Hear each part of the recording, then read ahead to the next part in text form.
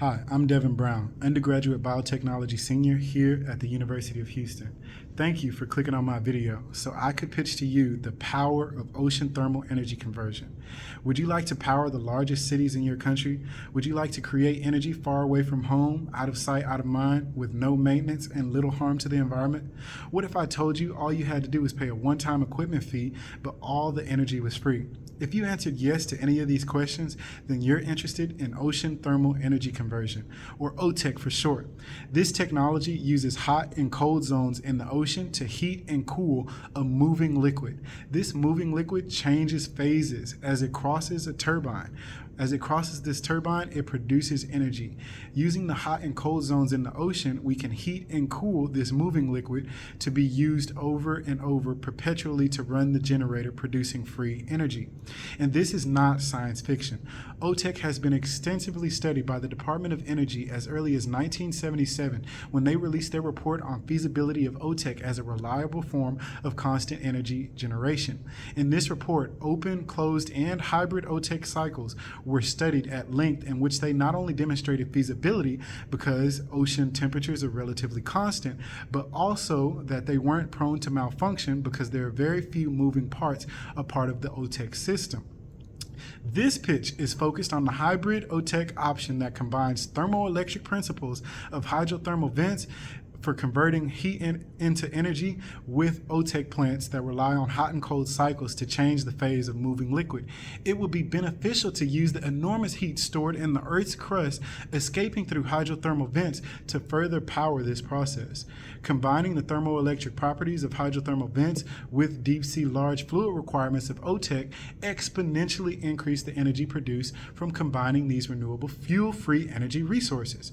Hydrothermal vents are located along tectonic plates. In America, that means the West Coast, allowing us to follow fault lines as opposed to only in the tropics such as Hawaii, Puerto Rico, or Guantanamo, significantly expands the ranges that OTEC plants can be settled.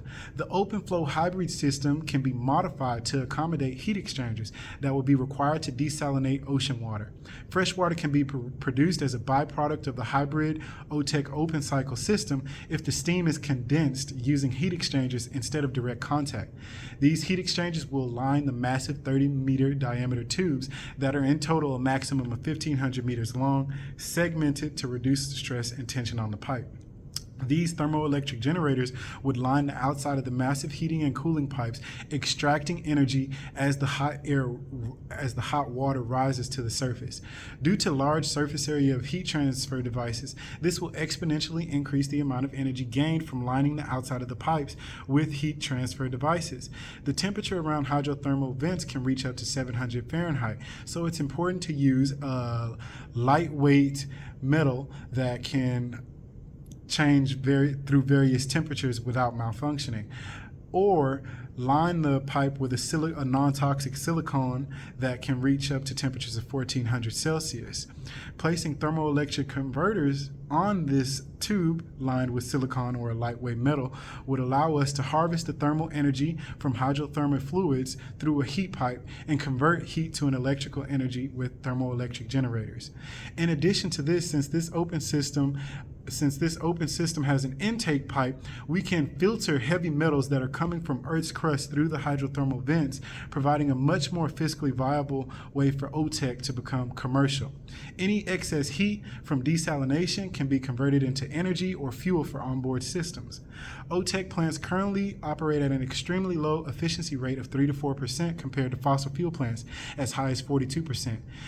This is coming from the Office of Technology Assessment, a 1978 report.